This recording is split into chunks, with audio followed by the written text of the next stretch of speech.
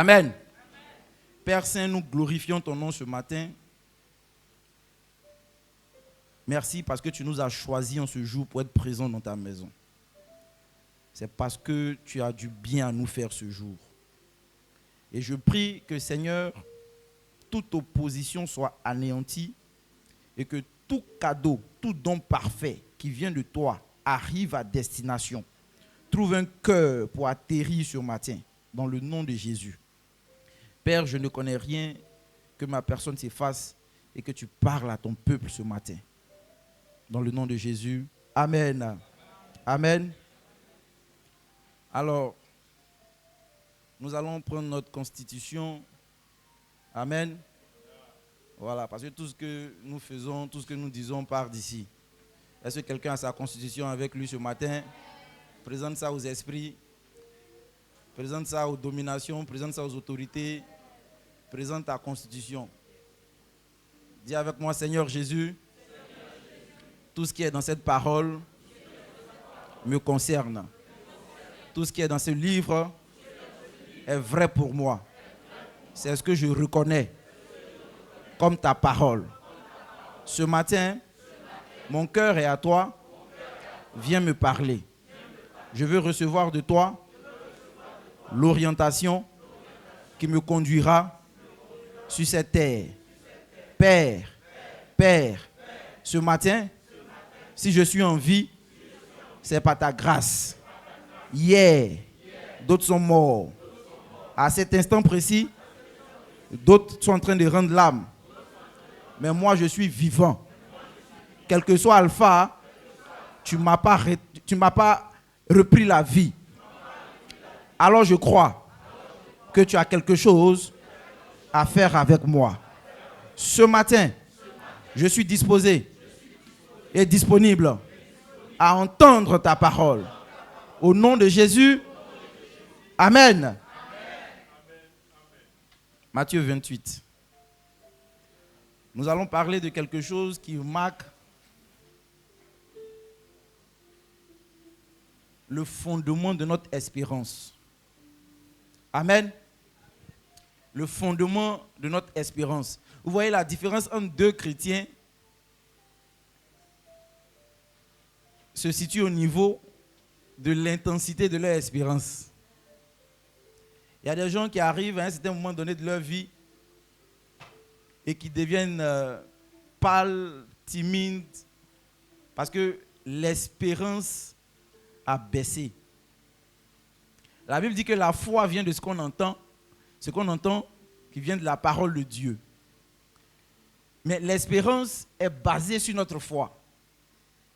Et la Bible dit que aujourd'hui, il y a la foi, il y a l'espérance et il y a l'amour. Ce sont ces trois choses-là qui demeurent. C'est ces trois choses-là qui conduisent la vie de tout chrétien. Quelqu'un dit avec moi la foi, l'espérance et l'amour. La foi t'emmène à espérer et la manifestation de ton espérance te pousse à toujours aimer Dieu et à aimer ton prochain. Parce qu'il a dit la plus grande de toutes ces choses, c'est l'amour. Or Jésus aussi a dit quelque part que le plus grand commandement, c'est tu aimeras le Seigneur Dieu de tout ton cœur, de toute ta force, de toute ton âme, de toutes tes pensées, et tu aimeras ton prochain comme toi-même. Alléluia. Donc l'espérance se retrouve être entre la foi et la manifestation de ton amour. Alléluia. Quand quelqu'un n'a plus d'espérance, par sa démarche même, tu sais. La manière de venir même à l'église, tu sais que lui là, son espérance, il y a quelque chose qui ne va pas. Alors, quelle est donc la base de ton espérance? Qu'est-ce qui fait que, arrivé à un moment donné, toi, tu n'espères plus? Qu'est-ce qui fait que, toi qui étais zélé au départ, toi qui as accepté Jésus, toi qui te montrais pour Jésus, qu'est-ce qui fait qu'à un certain moment donné, tu commences à rationaliser ta vie comme si le fait que tu aies accepté Jésus procédait d'un fait rationnel. Je ne sais pas s'il parle bien.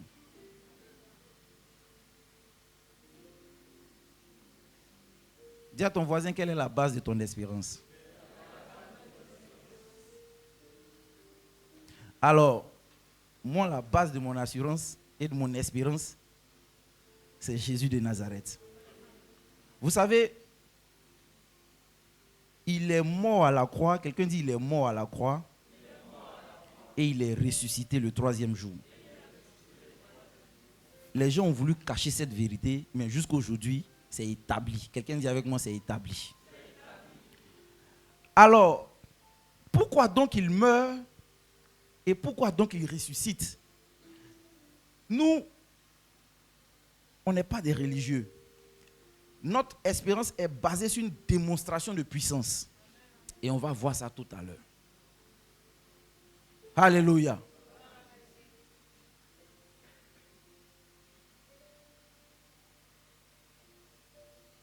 Je vais lire la parole de Dieu. Matthieu 28 à partir du verset 1. Après le sabbat, à l'aube du 1er jour de la semaine, Marie de Magdala et l'autre Marie allèrent voir le sépulcre. Et voici, il y eut un grand tremblement de terre. Quelqu'un dit avec moi un grand tremblement de terre. Alors déjà à ce niveau, il y a quelque chose qui me marque. Vous savez, lorsque Jésus était sur la croix, la Bible dit qu'à un moment, il y a eu aussi un tremblement de terre.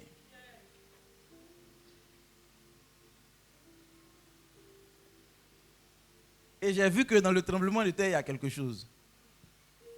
Quelqu'un dit avec moi tremblement de terre. On crucifie Jésus, la terre tremble. Il ressuscite, la terre tremble.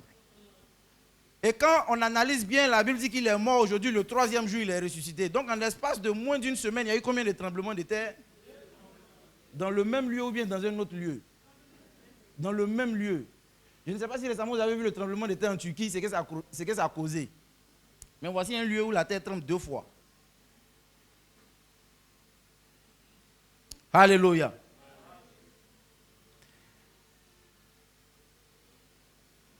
Pendant qu'on crucifie Jésus, pendant qu'il est dans une saison humiliante, pendant qu'il est en train de souffrir, la terre tremble. Et pendant qu'il est en train d'être glorifié, la terre tremble aussi. Alors sur ce point, je veux déjà annoncer à quelqu'un qu'il y aura 2 tremblements de terre dans ta vie. Un tremblement de terre lorsque tu seras humilié. Mais la Bible te rassure par rapport à l'histoire de Jésus que ça ne s'arrête pas là. Tu seras aussi élevé parce qu'il y aura aussi un 2e tremblement de terre. Tu n'as pas encore bien compris. Tu te dis qu'est-ce qu'on a à voir avec le tremblement de terre? Moi, je me suis posé la question. Est-ce que la terre est obligée de trembler? Vous savez, la raison pour laquelle ils ont crucifié Jésus, on dit qu'il s'est fait fils de Dieu. Aujourd'hui, tu es devenu chrétien, tu as accepté Jésus, tu viens à l'église. Il y a des choses qui se disent sur toi. Il y a des portes même qui te sont fermées aujourd'hui parce que tu as décidé de te séparer d'un certain mode de vie. Il y a des amis aujourd'hui qui ne te fréquentent plus parce que tu as décidé d'épouser l'excellence. Il y a des milieux aujourd'hui qui te procuraient quelques avantages que tu ne fréquentes plus à cause de Jésus.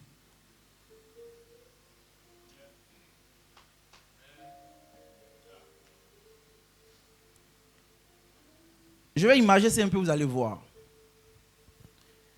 Joseph est avec ses frères et c'est ses frères qui le vendent. Alléluia. Dieu fait en sorte que aucun de ses frères ne meurt.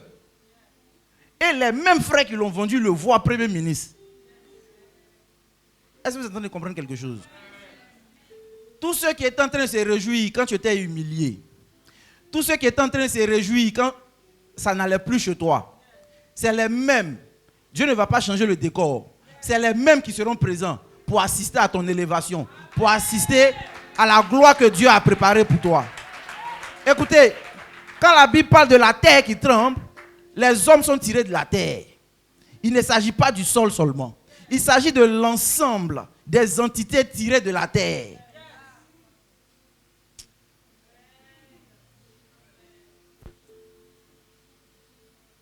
Dis avec moi 2 tremblements de terre.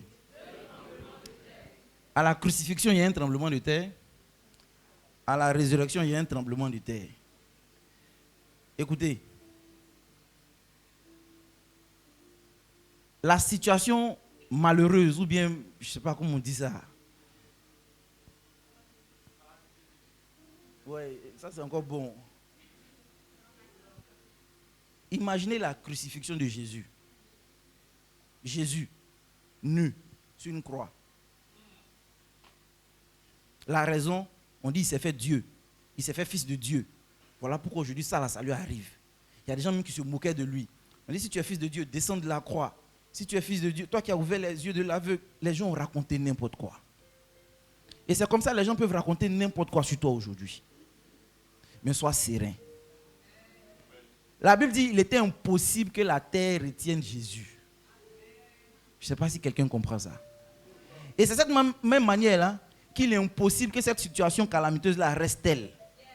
Il y a forcément un deuxième round. Alléluia. Gloire à Jésus. On va avancer, tu vas comprendre mieux devant. La Bible dit, voici, il y eut un grand tremblement de terre, car un ange du Seigneur descendu du ciel vint rouler la pierre et s'assit dessus. Son aspect était comme l'éclair et son vêtement blanc comme la neige. Les gars tremblaient de peur et devinrent comme morts. Mais l'ange prit la parole et dit aux femmes. Quelqu'un dit avec moi, dit aux femmes. Et là, je veux rendre gloire à Dieu pour la vie des femmes. Parce que l'ange a toujours quelque chose à voir avec les femmes.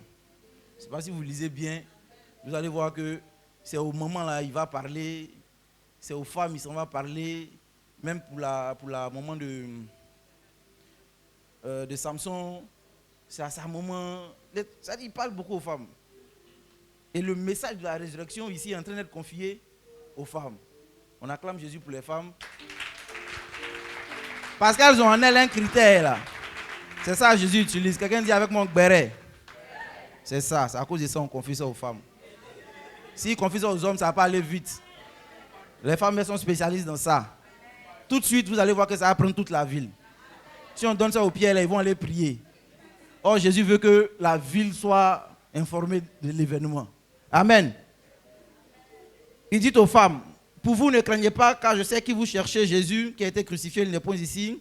Il est ressuscité, comme il avait dit, venez, voyez le lieu où il était couché, et allez promptement dire à ses disciples qu'il est ressuscité des morts. Et voici, il vous précède en Galilée, c'est là que vous le verrez. Alléluia. Verset 8, elles s'éloignèrent promptement du sépulcre avec crainte et avec grande joie. Vous voyez encore les femmes là? Crainte et puis joie. C'est le seul être qui peut manifester ces deux sentiments-là simultanément. Crainte et puis joie. Or, les hommes, soit ils sont dans la crainte, soit ils sont dans la joie. Mais la femme seule, elle peut manifester crainte et joie en même temps. Alléluia. Elle courut porter la nouvelle aux disciples. Amen. Alors, quelqu'un dit avec moi la résurrection de Jésus. Vous savez, ce qui fait la base de notre vie chrétienne, c'est le fait que Jésus soit ressuscité.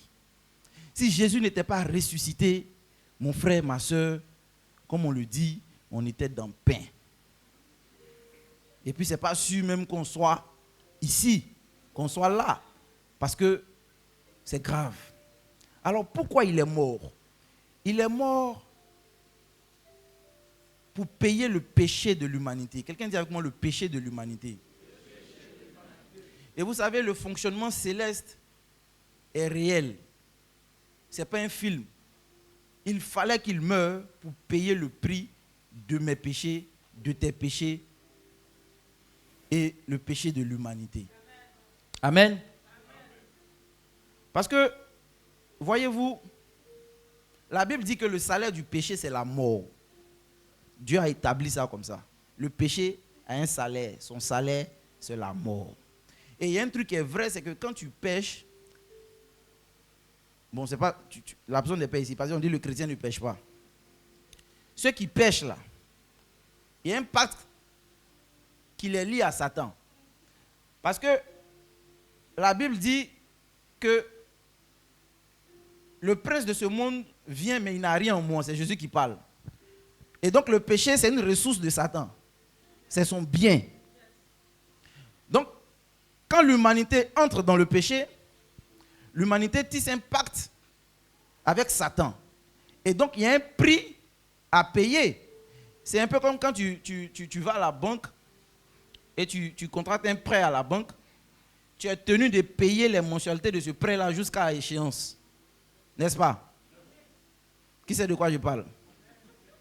Et même si tu n'as pas un compte bancaire, tu auras une monnaie, tu prends crédit souvent là-bas aussi. Tu dois payer ça. N'est-ce pas? Et on dit même si tu ne payes pas, même souvent tu te mets sur liste noire. Tu as des problèmes avec les banques. Souvent un matin, même quand tu oublies, quand il y a l'argent là-bas, on prend. Nécessité de rembourser ce que tu dois. Alléluia. Donc, Dieu lui-même réfléchit, parce que ce n'est pas toi qui as demandé ça. Ce n'est pas ta prière qui a fait venir Jésus. Il déploie lui-même sa solution. Il envoie Christ venir mourir. Donc, quand Christ meurt, il paye le prix des péchés. Alléluia. Mais ce qui est intéressant, s'il ne ressuscite pas, il serait continuellement en enfer en train de payer le prix de nos péchés, du péché de l'humanité. Alors, comment le ciel va attester que le prix a été vraiment payé? Comment le ciel? Parce que Jésus, il est le Fils. Il y a le Père. Comment le Père va attester? Vous verrez que à la croix, quand il mourait, il a dit un mot en grec que les gens ont transformé par tout est accompli. Alors, en grec, c'est tétélestai. Quelqu'un dit avec moi tétélestai. Et quand je fouillais, la Bible dit que, bon, pas la Bible, en Israël, dans le temps, quand quelqu'un te doit, vous voyez souvent quand tu fais des achats là, il y a un cachet, on met sur ton truc pour dire, bon, payer. Ça veut dire que partout tu peux passer tous les trucs et puis tu montes, on sait que c'est payé, n'est-ce pas? Alors, et donc, c'est tétélestai là qui est le mot, c'est ce que ça signifie. Et donc, quand Jésus est en train de dire tout est accompli, il est en train de dire que tout a été payé. Tout est fini. Il vient d'achever le paiement. Il vient de rembourser toute la dette. Mais vous savez, le ciel aime les choses sûres. Le ciel aime les choses bien faites pour ne pas que demain il y ait des réclamations. Voilà pourquoi où tu es assis ici là. Je te jure au nom de Dieu vivant, aucune réclamation satanique ne peut t'atteindre. Parce que le prix a été totalement payé. Mais je vais t'expliquer. Et donc 3 jours après, et ça les comptables savent mieux que moi, il y a un ticket de caisse qui sort quand tu as fini de tout payer. Vrai ou faux? Alors, la résurrection de Jésus, là, c'est le ticket de caisse que le ciel même montre à l'humanité tout entière. Pour dire qu'effectivement, c'est payé, c'est validé, c'est fini. Tu ne dois plus rien. Bien-aimé, je comprends que tu n'as pas encore pris crédit. Parce que si on vient t'annoncer ce matin que quelqu'un a payé ton crédit, tu ne peux pas t'asseoir. Alléluia. Jésus, par sa mort et sa résurrection, a tout payé. Quelqu'un dit tout payé. Tout payé. Tout payé. Tout payé. Par là que tu arrives à convaincre ton esprit que tu ne dois rien à Satan. Regarde, ce qu'il a pris pour aller payer ça là, il est arrivé avec le sang. Avec son propre sang. Tu sais, on dit quelqu'un peut-être te doit 500 millions. Et puis toi, tu veux venir payer. Tu vois un peu, non? Et puis tu viens avec de l'or. Avec une grande quantité d'or. On regarde ce que tu dois là même est faible par rapport au prix qu'il a envoyé. Et c'est ce qui s'est passé. Ça veut dire que Satan, l'enfer, les ténèbres, eux tous regardent. Le sang de Jésus là est supérieur à notre dette. Voilà pourquoi ça court jusqu'à maintenant. Sinon, il y a longtemps, ça s'est passé. Est-ce qu'on se comprend? Je veux établir des bases claires dans ton esprit et puis on va commencer à parler. Ce pourquoi tu dois être sûr, ce n'est pas parce que je me tiens ici et que je parle dans le micro, mais c'est parce qu'il y a quelque chose qui s'est passé. Et c'est sur ça que tu te bases pour espérer. La base de mon espérance, c'est l'événement qui s'est passé. La mort de Jésus et sa résurrection. Parce que la résurrection de Jésus était la preuve palpable que le ciel a démontré pour dire, bon, effectivement, c'est fini. Alléluia. Gloire à Jésus. Et vous savez, il y a une erreur que les gens ont commise à la croix. Si vous regardez bien le processus, ils ont pris couronne, ils ont mis sur sa tête. Ils ont pris pointe, ils ont mis sur ses mains. Ils ont pris pointe, ils ont mis sur ses pieds. Il y a un même qui a pris flèche, il a percé son côté. Mais il y a un côté qu'ils n'ont pas touché. C'est quoi?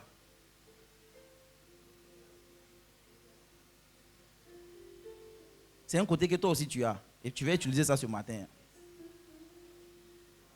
Ils n'ont pas fermé sa bouche. Ça veut dire que là, il est sur la croix.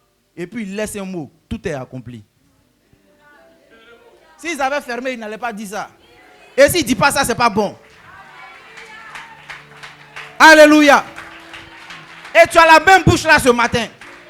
Voilà pourquoi. Écoutez très bien. Avant qu'il ne meure, la Bible dit qu'il y a eu des ténèbres. De la 6e heure jusqu'à la 9e heure. Et c'est dans ces ténèbres-là il a crié. Tout est accompli. Alléluia. Et si vous vous souvenez de la création, la Bible dit la terre était informe et vide. Et il y avait aussi des ténèbres à la surface. Et puis Dieu dit. Dieu dit. Quelqu'un dit avec moi, Dieu dit. Dieu dit. Quand il dit, c'est quoi il utilise?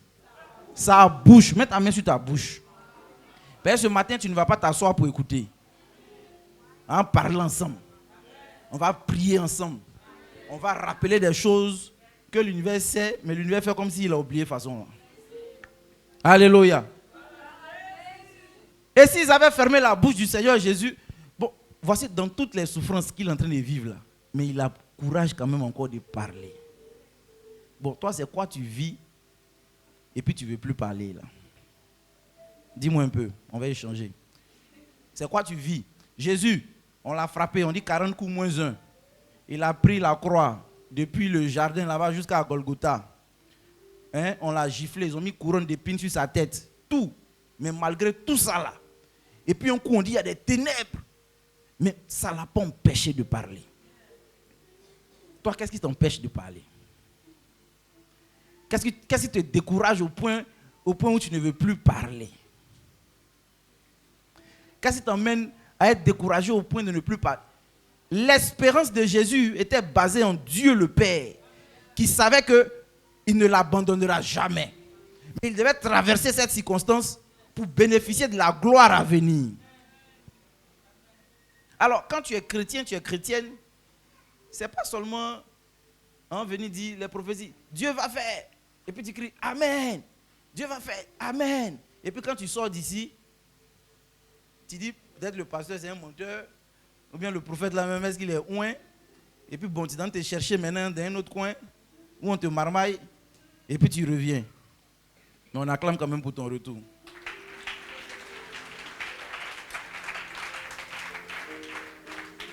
Alléluia. Alors, ce matin, je veux t'encourager à ne pas vivre dans une irresponsabilité spirituelle. Vous savez, Jésus n'a pas payé le prix là facilement. Hein. Il a traversé des choses. Et donc aujourd'hui, quand toi tu pêches, tu t'en vas encore contracter un prêt chez Satan. La Bible dit si quelqu'un pêche volontairement, après avoir connu, après avoir eu la connaissance de la vérité, il ne reste plus de sacrifice pour lui. Est-ce qu'on se comprend? Donc, tu dois mener ta vie spirituelle en toute responsabilité maintenant.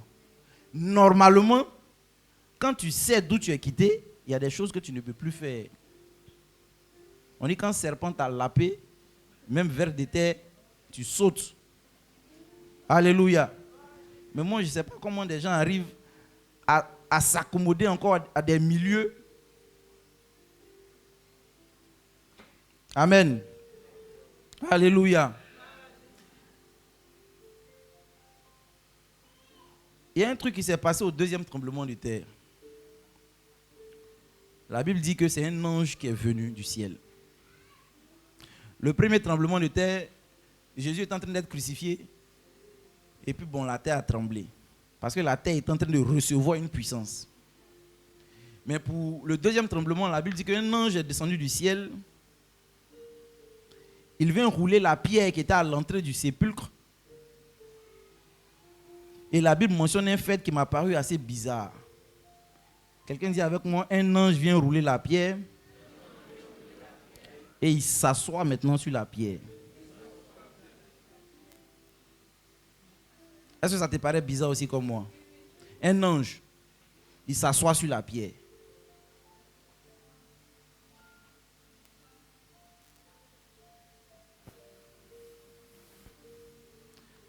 Quand l'humanité, quand Adam et Ève ont péché dans le jardin, la Bible dit que c'est les anges qui gardaient le chemin maintenant de l'arbre de vie. Et ils agitaient des épées flamboyantes pour ne pas que quelqu'un passe. D'accord? Mais ici, regardez le mouvement qui se passe. C'est-à-dire que l'ange vient et puis il roule la pierre, c'est-à-dire il enlève l'obstacle et il s'assoit dessus.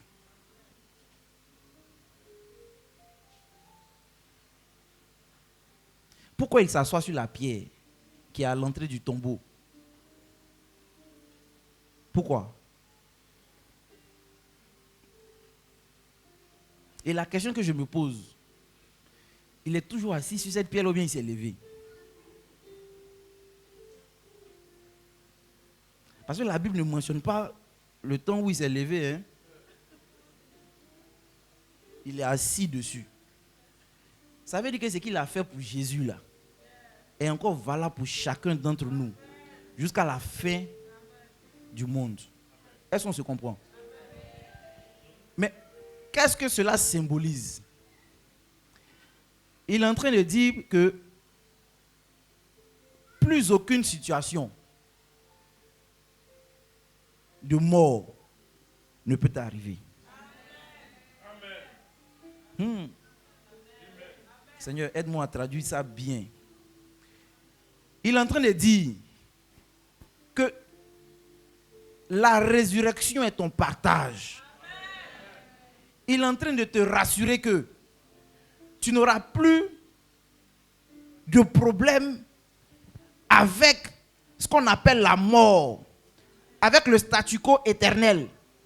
Il est en train de te rassurer que la puissance qu'il a déployée pour la résurrection de Christ là est encore valable jusqu'à ce jour. Vous allez voir dans l'Ancien Testament que Jacob un jour a vu les anges, il a vu une échelle et puis les anges montaient et descendaient. Montaient et descendaient. Mais il n'a pas encore vu un ange assis. Or nous, dans notre saison, dans notre époque, ce qui nous concerne, c'est que les anges sont assis. En fait, il a fini de faire le bara. Il a fini de faire tout le travail.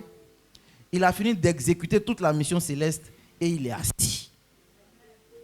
Vous savez, quand un chef finit de faire quelque chose et qu'il s'assoit, il est en train de te dire maintenant c'est à ton tour. Et l'ange est en train de nous dire maintenant que tout est fait, c'est à notre tour maintenant. On n'a rien à envoyer encore les anges. On n'a rien à faire avec. On n'a rien à vouloir que... Non, il faut mettre ces anges en action. Nous, notre ange là, il est assis. Et vous allez remarquer que quand Jésus va au ciel, on dit il est assis à la droite aussi du Père. Donc, on inaugure une saison où tout est fait et puis nous, on marche là-dedans. Alléluia. D'accord. On va étudier deux exemples de personnes qui ont une espérance qui les a poussés à obtenir leur miracle. Jean 11.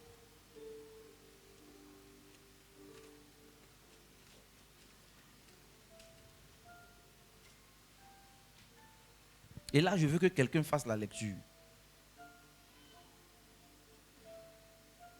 Alléluia. Jean 11, à partir du verset 1.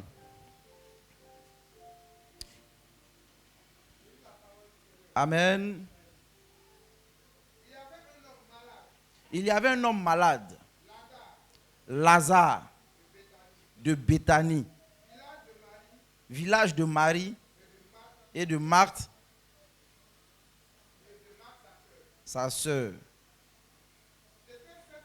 C'était cette Marie qui oignit de parfum le Seigneur et qui lui essuya les pieds avec ses cheveux.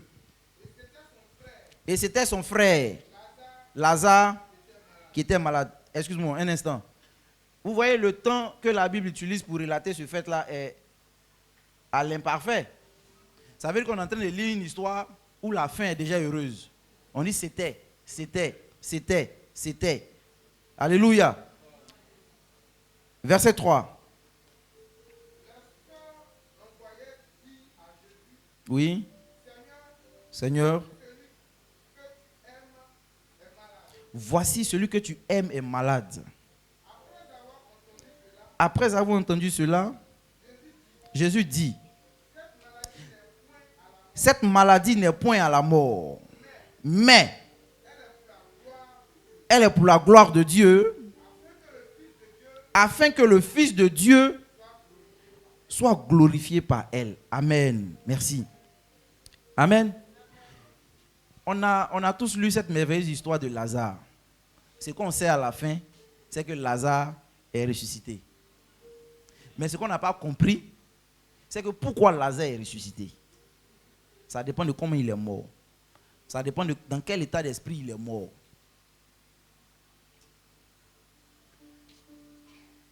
La Bible dit que Lazare était l'ami de Jésus.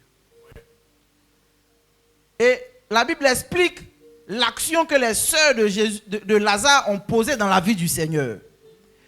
La Bible explique que Béthanie était pour Jésus un lieu de repos. La Bible dit que quand Jésus est en voyage et qu'il passe par Béthanie, c'est chez Lazare, son ami, qu'il va manger. Et voici qu'un matin extraordinaire, Lazare tombe malade. Et Lazare est malade. Son premier réflexe n'est pas d'aller faire des bilans médicaux, ce n'était pas d'aller à la pharmacie, mais Lazare pense à sa relation avec Jésus. Alléluia. La première raison, c'est que Lazare a pensé d'abord à Jésus. Alors, quand le problème survient, quand la situation survient, quel est ton premier réflexe? Un parent, un ami ou le Seigneur Jésus? Lazare avait pour ami Jésus. Vous savez qu'on dit ami? Ah, c'est ami, hein? C'est ça les filles appellent aujourd'hui CP. C'est ma CP. On dit c'est mon Gaza. C'est mon gars. Quel que soit Alpha. Tu vois un peu quand tu as un ami et tu comptes sur l'ami. Et Jésus apprend que son ami aussi, Lazare, est malade. Quelle devait être la réaction de Jésus? Mais la Bible nous dit, dès qu'il entend ça, il dit cette maladie n'est point à la mort, mais elle est pour la gloire de Dieu, afin que le Fils de Dieu soit glorifié par elle. Écoutez, il y a deux actions qui intéressent Jésus. C'est toi qui es malade. C'est toi qui es dans la situation. C'est toi qui souffres. Dis avec moi, Jésus sait ça. En fait, par tes mots même, tu n'arrives même pas à bien lui expliquer. Lui-même, s'il t'explique ta situation, toi-même, tu vas mieux comprendre ce que tu vis. Tellement il est au courant de ta situation. Tellement il sait avec exactitude ce que tu traverses. Mais dis avec moi, ça, ce n'est pas le problème de Jésus. Ça m'a étonné quand il a dit, cette maladie n'est pas la mort. Il pourrait dire doucement, mais Lazare va guérir. Il dit, mais c'est pour la gloire de Dieu. Afin que le Fils de Dieu, que lui il est, soit glorifié par elle. Donc, il y a des situations qui t'arrivent. Tu es juste l'acteur. Sinon, c'est pour la gloire de Dieu lui-même. Regarde. Job est assis chez lui un matin. Il ne sait pas ce qui se passe au ciel. Oh, ils vont le mettre dans un film. C'est un acteur. Et il se plaint. Oh, il est l'acteur principal d'un film que lui-même il ne sait pas. Lazare avait fait quoi pour être malade? Oh, c'était pour la gloire de Dieu. Donc il y a des situations que Dieu crée dans ta vie, c'est pour sa gloire. Il ne faut pas te comparer à quelqu'un. Il ne faut pas comparer ta situation à quelqu'un.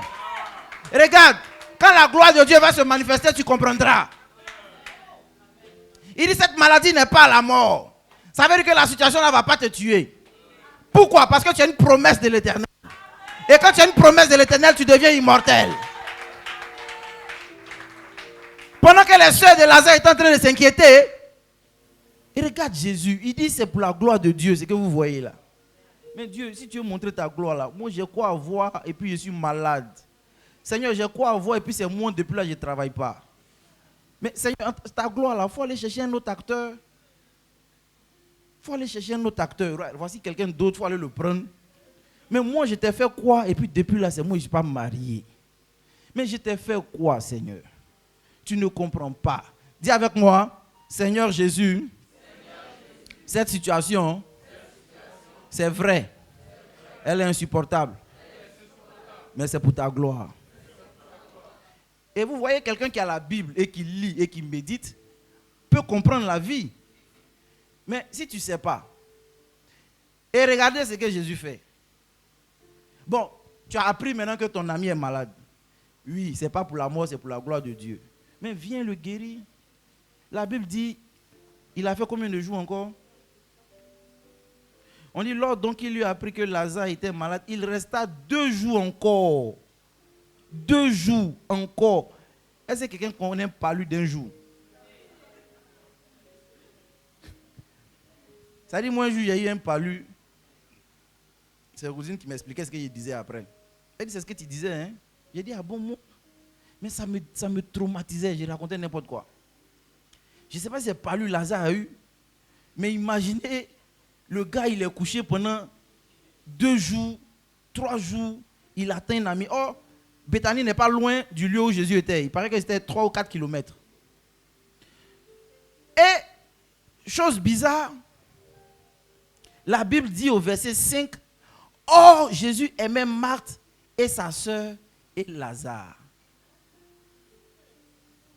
Dis avec moi, « Oh, quel amour. » Ça dit que, on a qu'à être d'accord. Hein. Jésus t'aime, dis avec moi Amen. De toute façon, toi tu comprends, Jésus t'aime là. C'est pas comme ça, lui comprend. Aidez-moi à parler français. Ça dit, quand on dit Jésus t'aime là, toi comment tu comprends ça? Oh lui, de toute façon, lui il comprend ça là. Il comprend que, en fait, tu es le bon pion pour faire le film de Dieu. Et quand on dit Jésus t'aime là, vous voyez ça, hein?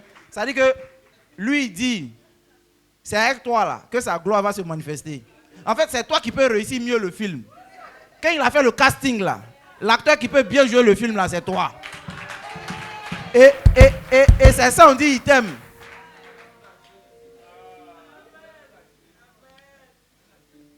Est-ce que tu comprends bien même? Donc c'est toi qui peux être là en Jésus et puis manquer de quelque chose. C'est toi. Tu ne remarques pas que depuis, tu n'as pas la chose à mettre là? Toi-même, ça te fait pas bizarre? Au début, quand on évangélisait, là, on a eu un jeune, et puis après 2-3 mois, il est venu nous voir, il dit, pasteur, je vais vous parler. Donc on s'est assis. Il dit, lui veut retourner dans le monde. Il dit, ah bon? Il dit, oui. Il dit, bon, va, si tu trouves la route, viens me dire. Moi, je cherche la route, je ne trouve plus. Va, si tu trouves, non, tu viens me dire. Nous, on cherche la route pour retourner, on ne trouve plus. Ça dit que c'est comment tu es là. Acclame Jésus pour ta vie. Tu es le meilleur pion pour Dieu, pour réaliser sa gloire. Si c'était quelqu'un d'autre qui était malade, il y a longtemps, lui, il allait voir ailleurs. Mais il sait que c'est Lazare. Il connaît Lazare. Lazare a une espérance. Lazare, même dans sa maladie, il dit non, moi je connais Jésus. Jésus viendra. Et quand il sera là, il va me guérir. Quand je verrai ses yeux, quand j'entendrai sa voix, quand je toucherai sa main, il me guérira. L'espérance de Lazare était la base de sa résurrection. Il savait qui il avait pour ami. Il ne comptait pas sur ses comptes en banque. Il ne comptait pas sur ses relations humaines. Mais il comptait sur Jésus. Et il a dit à ses sœurs, appelez Jésus.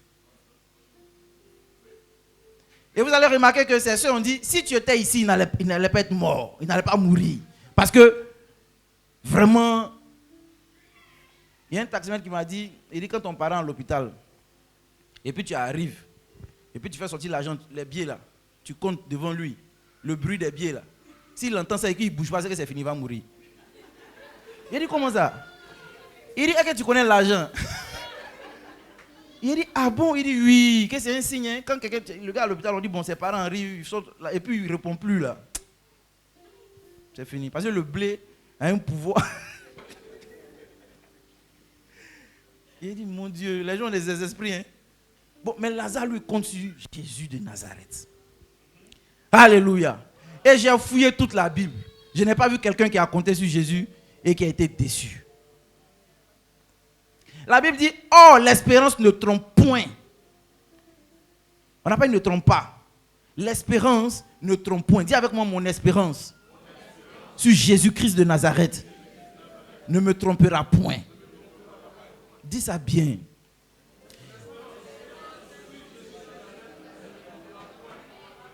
Regarde, quand on va finir de parler de Lazare, on va attaquer un autre type.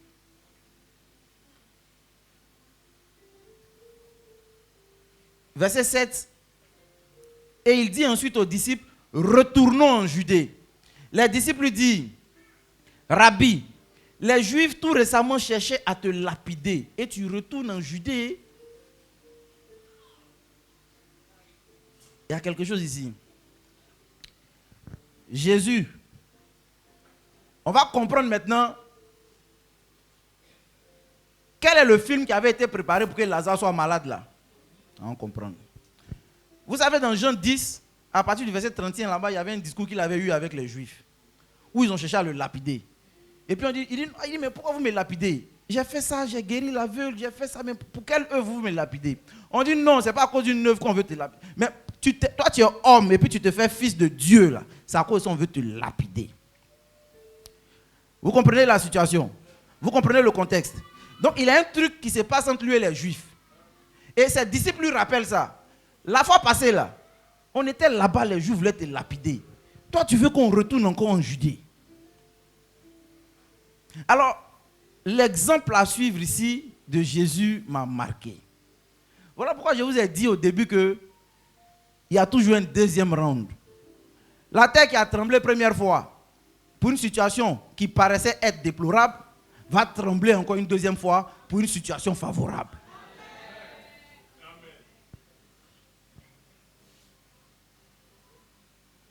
On retourne en Judée. Il dit c'est pour la gloire de Dieu. N'est-ce pas? Sinon, maladie ça là, ça ne va pas tuer Lazare. Mais il y a un film, il y a un truc qui doit entre lui et les Juifs. Et la raison qu'il doit se donner pour retourner en Judée là, c'est sur ça qu'il est tombé sur Lazare. L'acteur principal du film. Sinon, la Bible allait expliquer la maladie qu'il avait eue.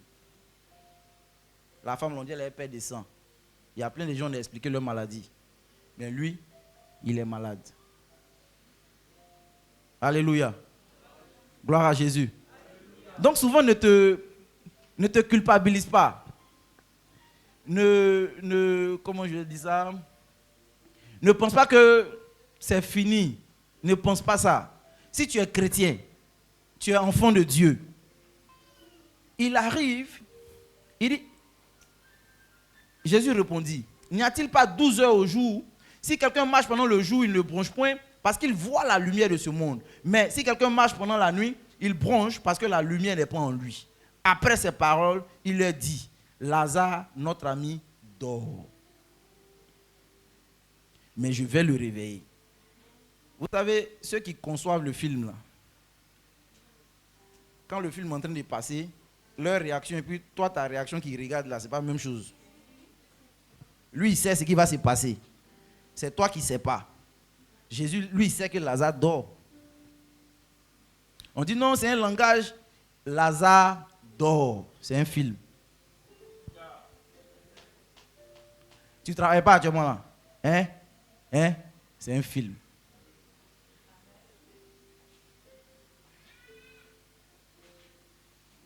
La situation qu'il faut, c'est quoi? C'est arriver à calibrer ses pensées aux pensées divines. Quand tu arrives à comprendre que la situation qui est là n'est pas une situation dans laquelle tu vas perdurer, tu arrives mieux à la traverser. Souvent, quand tu es là et puis tu n'as pas l'argent et que tu disais que dans 2 jours, le testo va arriver, tu supportes. Mais quand tu disais que le testo même ne va pas arriver, tu es au courant. Ça veut dire que tu vois ça même comme l'enfer. Donc, quand tu sais que quelque chose va se passer bien, hein, même si c'est dans 1 semaine, mais tu vas recevoir les 10 millions, amen. Tu es serein. Ça veut dire que tu es en train de mettre huile, mais tu as l'appétit. Parce que tu sais la suite des événements. Or, quand tu ne sais pas la suite, il y a problème. Et Dieu, c'est comme ça. Ça veut dire que Lazare s'est endormi, sachant que si Jésus vient, lui va se réveiller. Toi, comment tu vis les problèmes? Sinon, nous tous, on a un problème. Moi, je pensais que les pasteurs n'avaient pas de problème. Parce qu'eux, ils parlaient de Dieu. Mon frère, tout le monde a un problème. Le frère sur qui tu comptes pour aller le voir pour te sortir de ton problème là, lui-même, il a un problème. S'il t'explique pour toi, s'il t'explique pour lui, toi, tu vas te cacher pour toi. Même moi, Tara, a problème. Il y a problème à tous les niveaux. Mais regardez ici, Jésus dit quelque chose qui est intéressant. Il dit il y a 12 heures au jour. Si quelqu'un marche pendant le jour, il ne bronche pas. Mais si quelqu'un marche pendant la nuit, c'est là il bronche. Donc toi, tu marches dans quelle saison? Le jour ou la nuit? C'est le problème qui est là. Hein? Touche ton voisin, dis-lui, mais tu marches dans quelle saison? Parce que la Bible dit que celui qui marche pendant le jour, il ne bronche point. Maintenant, la situation que tu traverses, là, toi-même analyse. Tu bronches ou bien tu ne bronches pas? Si tu bronches, donc c'est que tu es dans la nuit. Et la nuit, c'est quoi? C'est l'absence de lumière. Et c'est donc l'absence de l'espérance. Parce que l'espérance est comme une lumière qui nous guide. C'est une lumière qui nous guide. L'espérance. Il dit que le Dieu de l'espérance vous remplisse de joie et de paix afin que vous abondiez en espérance. Parce que Jésus ne se décourage jamais. On voulait le lapider hier, non? Mais lui, il retourne en Judée. Pourquoi? Qu'est-ce qui le motive? La gloire de Dieu. Amen. Et après ces paroles, il leur dit, notre ami Lazare dort, mais je vais le réveiller. Les disciples lui disent, Seigneur, s'il dort, il sera guéri. Jésus avait parlé de sa mort, mais il crut qu'il parlait de l'assoupissement du sommeil. Alors Jésus leur dit ouvertement, Lazare est mort. Parce que il y a des gens là, au cinéma, tu es obligé de leur expliquer les choses pour qu'ils comprennent. Sinon, c'est eux dans la salle, ils commencent à crier. Tu es obligé de les taper. Dieu, on n'est pas à la maison. Donc, il dit, pour qu'ils arrêtent de lui poser des questions là. Bon, Lazare est mort. Il y a des gens comme ça, quand ils viennent voir le pasteur, non, pasteur, c'est-à-dire que ma situation là, non. Ils sont les seuls à comprendre ce qu'eux ils vivent. Personne d'autre ne peut comprendre ça. Donc souvent, pour te débarrasser, bon, pas pour te débarrasser, mais pour lui faire comprendre que vous êtes ensemble, tu dis, ok, c'est vrai, c'est ça. Lazare est mort. Ok? Et vous voyez, après c'est lui, on peut poser des questions. Il dit, à cause de vous, afin que vous croyiez, je me réjouis de ce que je n'étais pas là, mais allons vers lui. Sur quoi Thomas appelé Didyme dit aux autres disciples, allons aussi afin de mourir avec lui. Parce qu'il était là, à la première fois où on voulait le lapider, là, il a vu les cailloux qui venaient. Il a vu l'affront. Il dit, bon, allons en mourir ensemble. Et il y a des disciples comme ça. Le maître, toi tu penses que si lui sait qu'il va mourir, il ne va pas dire. Vous allez voir, il y a quelqu'un qui avait posé une fois la question, mais pourquoi quand Jésus fait les miracles, il dit aux gens ne dites pas? Parce qu'il sait que ce n'est pas encore le moment. Un jour, ils l'ont pris, l'ont envoyé sur une montagne, on voulait le précipiter, il est passé au milieu d'eux, il est parti. Il sait, il connaît son heure, il connaît son temps. Il sait que ce n'est pas le moment.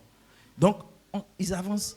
On dit, Jésus étant arrivé, trouva que Lazare était depuis 4 jours dans le sépulcre. Dis avec moi, 4 jours. 4 jours dans le sépulcre. Les 4 jours dans le sépulcre n'ont pas empêché l'espérance de Lazare de se manifester. Les 4 jours n'ont pas empêché Lazare d'avoir son espérance.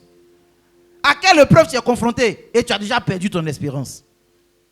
Tu n'as même pas refait un jour dans un sépulcre. C'est les Zouglouman qui ont chanté. Il dit, il fait chaud dans ses cueils. Il dit, mais toi tu as su ça comment? 4 jours dans le sépulcre. Mais son espérance est toujours vivante. Il attend l'arrivée du Maître. Il attend que Jésus vienne. Vous savez,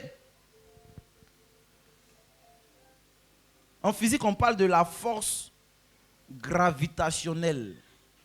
Je ne sais pas si vous avez déjà entendu parler de ça. Et cette force-là, ça dit que c'est les corps de masse élevés qui attirent les corps de masse faibles. Et c'est ce qui fait que les corps là tournent autour de celui qui a la masse la plus élevée. On appelle ça interaction gravitationnelle. Et c'est un rapport de masse par rapport à la distance qui vous sépare. Vous allez remarquer que toutes les planètes là tournent autour du Soleil. Parce qu'il y a une force que le Soleil émet qui fait que la Terre, par exemple, est maintenue et que non seulement elle tourne sur elle-même, mais en tournant autour du Soleil. Et l'espérance en nous est le point de contact de la force qui sort de Christ pour t'emmener à lui. Si tu manques cette force-là, il n'y a plus de point de contact pour que la force-là soit active. Voilà pourquoi c'est un péché de manquer de foi. C'est un péché de laisser ton espérance mourir.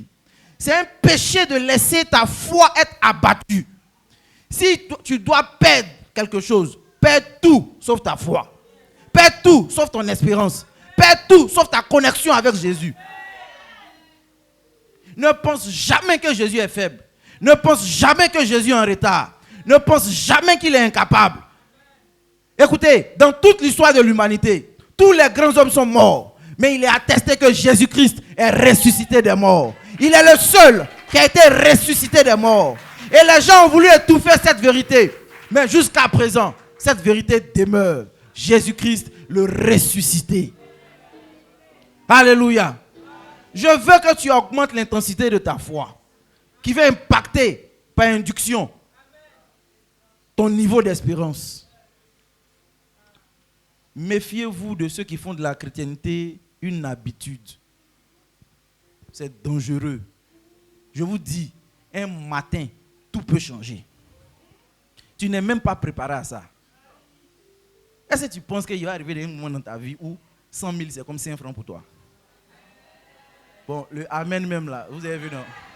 Ça veut dire que, bon, je comprends ça de la bonne manière, hein. Ça veut dire que 100 000 est déjà 5 francs pour toi. Donc tu n'as pas besoin de dire amen. C'est ça. Bon, il va arriver où 10 millions c'est comme 5 francs pour toi. Pardonnez-moi mon incrédulité. Il a pensé qu'on avait le même niveau. Alléluia. Écoutez, tout va changer. Le temps qu'on prend pour construire un immeuble, qui est arrivé au plateau dans ces derniers temps? Il y a une tour F, ils sont en train de construire. Chaque jour, quand je suis dans mon lit, regarde ça. Ça m'enseigne. On ne construit pas ça comme on construit chambre salon. Bon, maintenant, toi, c'est quoi on est en train de construire sur toi? C'est quoi tu veux? Bon, si c'est le studio, dis-nous. J'ai du mal. Regarde. Dis, ce n'est pas la même chose. On est assis ici, mais ce n'est pas la même chose. Regarde, ce que Dieu va faire pour toi, ce n'est pas la même chose qu'il va faire pour moi. Ce qui est sûr, c'est le même Dieu. Et il le fera. Alléluia. Il faut croire qu'il va faire. Parce que si tu ne crois pas, regardez, il a dit, quand la femme qui perdait le sein était guérie là, il dit une force est sortie de moi. De quelle force il parle? Il n'a pas vu la femme le toucher, mais une force sort de lui. Mais la force qui sort de lui là, pour que la force là sorte de lui, la force là a trouvé un point de contact. Une force là, on dit il y a point de contact, il y a support, c'est ça non? Direction et puis sens. On a fait ça en physique. Hein? Voilà, et l'intensité. Donc, le point de contact, pour que la force sorte de Jésus, là, c'est quoi? C'est ça qui est l'espérance. Et l'intensité de ton espérance, là, crée ton miracle. C'est tout. Voici le secret. La différence entre deux personnes, c'est leur espérance. Tu as arrêté d'espérer, tu as arrêté le processus.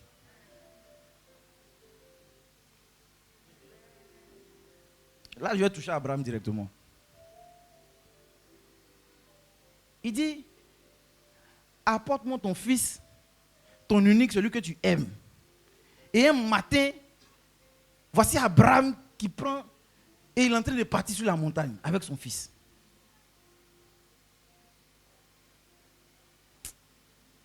La Bible dit que lui, il savait que Dieu est capable de ressusciter les morts.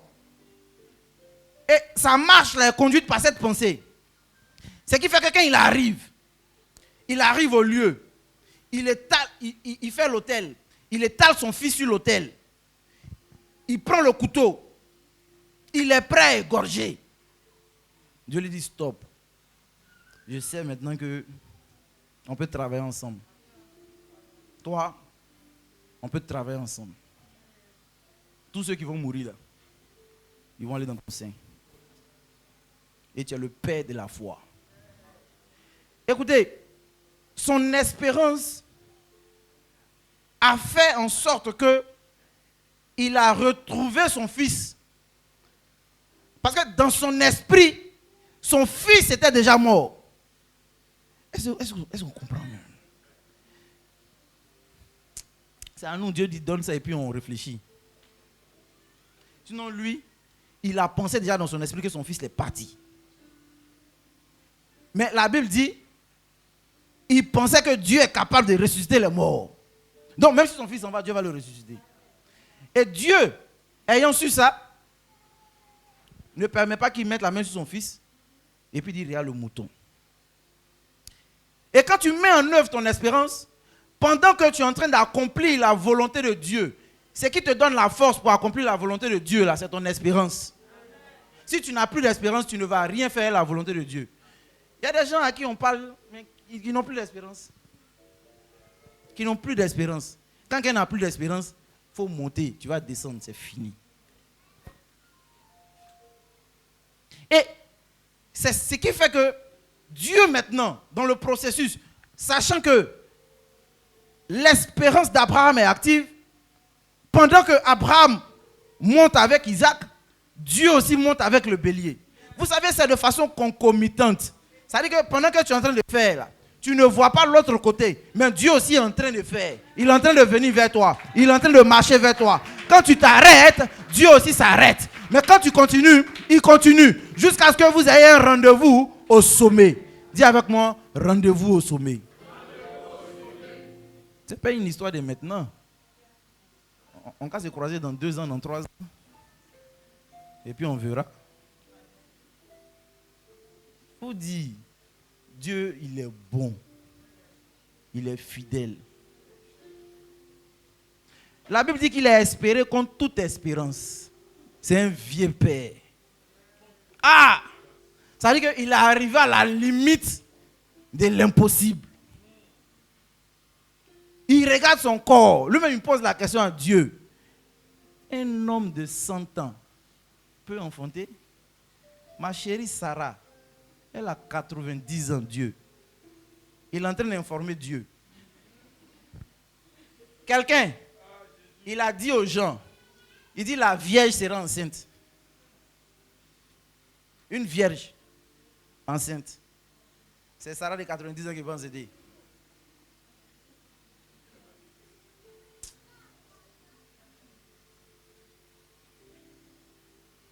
moi, rien ne peut stopper mon espérance. Rien. Parce que Jésus est ressuscité. Rien. Ça va prendre le temps que ça va prendre. Parce que j'ai compris que le temps pour bâtir immeuble n'est pas le temps pour bâtir chambre-salon. Donc il y a des choses qui nécessitent du temps. Même quand on fait la fondation, on dit attendez un peu, ça sera... On est comme brique. Ça c'est mouillé, ça devient dur. Je dis mais ça c'est gâté, on dit non, c'est quand l'autre touche même c'est bon. Alléluia. Gloire à Jésus. Est-ce que quelqu'un sait quel Dieu il adore même? Alléluia. Alors, Lazare revient à la vie parce que son espérance n'a pas été détruite. C'est le vrai point. C'est le vrai point. Travaille à ce que ton espérance ne soit pas défaillante. Amen. Amen.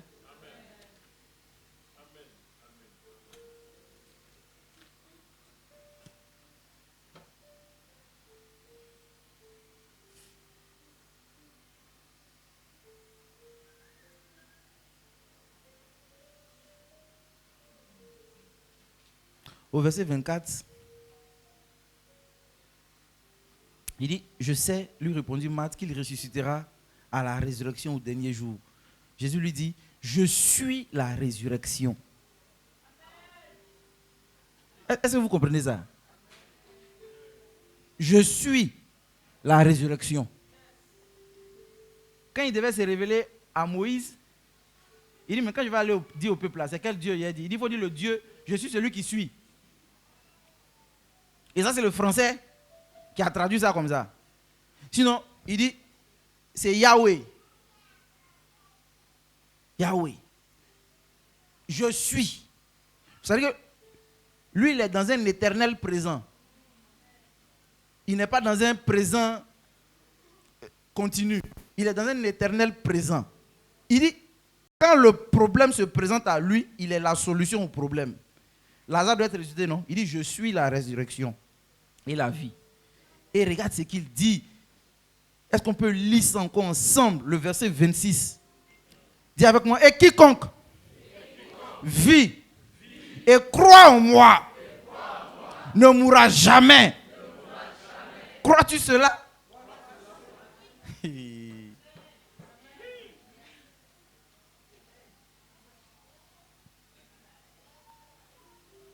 Et quiconque vit et croit en moi ne mourra jamais.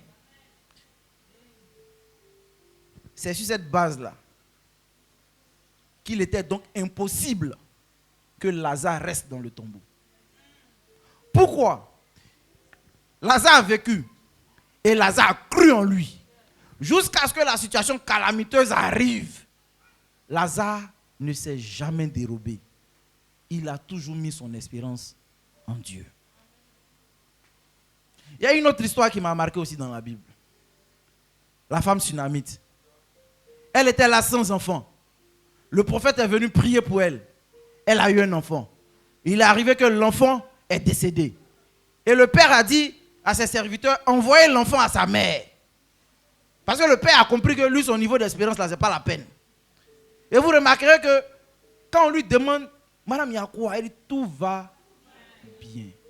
Est-ce que tu peux dire ça avec moi? Tout va bien. Et regarde bien la situation que tu vis et puis dis, tout va bien. Et regarde le texto de menace que tu as reçu et puis dis, tout va bien.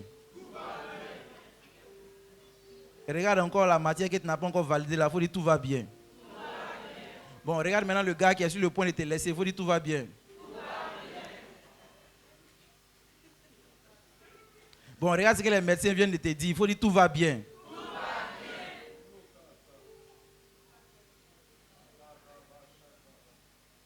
Bon, regarde le mariage qui a été annulé. Dis tout va bien. Tout va bien. Bon, regarde l'entretien d'embauche qui n'a pas marché. Dis tout va bien. Tout va bien. Bon, regarde le salaire qu'on n'a pas encore augmenté. Il faut dire tout va bien. Tout va bien. Bon, regarde le marché que tu n'as pas eu hier. Dis tout va bien. Regarde l'augmentation salariale que tu as demandé qui n'est pas arrivée. Dis tout va bien. Tout va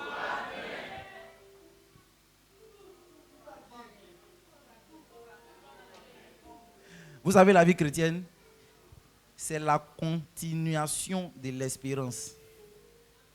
Si on doit mettre ça en mathématiques, on dit c'est sigma de i allant de maintenant à l'infini de l'espérance.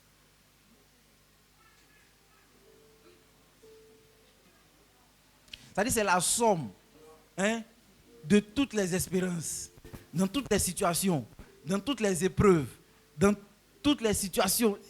C'est la somme de tout ça qui te conduit à ton miracle. Abraham, on dit, sans faiblir dans la foi, espérant contre toute espérance, il crut. Est-ce que quelqu'un peut pousser sa foi à ce niveau? Est-ce qu'on peut pousser à ce niveau? Petite situation, toi tu arrêtes de croire. Et ça m'énerve. Regarde mon âge. Nous on fait quoi à ton âge? Sarah a accouché à 90 ans.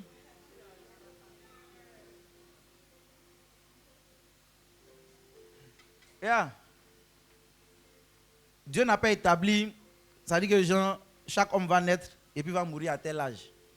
Vous n'avez pas vu ça? Il y a des gens à 33 ans qui sont partis. Voilà, comme Jésus. Il y a des gens même à 12 ans qui sont partis. Mais tant que tu es en vie là, tant que tu inspires et que tu expires, il faut espérer. Tout peut se produire. Tout peut se passer. Tout, j'ai dit bien tout. Et je suis venu ce matin te rassurer. Par rapport à la vie et à l'histoire de Jésus, que tout est encore possible. Regarde, le même décor, Dieu va le garder intact pour contempler ta gloire. Sinon, un des frères de Joseph pouvait mourir. Mais s'il meurt, ce n'est pas bon. Il y a un qui a parti sans témoignage. Donc il les maintient en vie. Parce qu'ils doivent contempler la gloire de Joseph. Voilà pourquoi il dit, ne maudissez pas vos ennemis. Voilà pourquoi il dit, priez pour ceux qui vous persécutent. Parce qu'ils sont les ingrédients nécessaires à la préparation de ton miracle. Vous pensez que Jésus est fou? Il te dit, prie pour ton ennemi. En fait, ton ennemi te fait du bien. Alléluia. Quand les gens sont en train de le crucifier, là, il a dit, ils ne savent pas ce qu'ils font. Sinon, de gros monsieur, ce n'était pas des enfants. Et ils finissent à checker.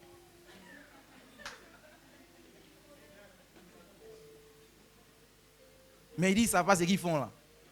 Ils sont en train de participer à mon élévation. Ils sont en train de participer à ma gloire. Donc j'ai du mal à comprendre comment certains chrétiens, je ne sais pas, c'est quel Dieu vous adorez. C'est Jésus ou bien c'est Joseph d'Arimathée. C'est lui seul, ils ont parlé dans son histoire, c'est qu'il est venu prendre le corps de Jésus, il l'a mis au tombeau. Vous voyez toute son histoire dans la Bible. On n'a pas parlé qu'il a un problème. Mais si c'est Jésus qu'on adore, frère, dis avec moi, il y a épreuve. Il y a même souffrance. Est-ce qu'on peut prier?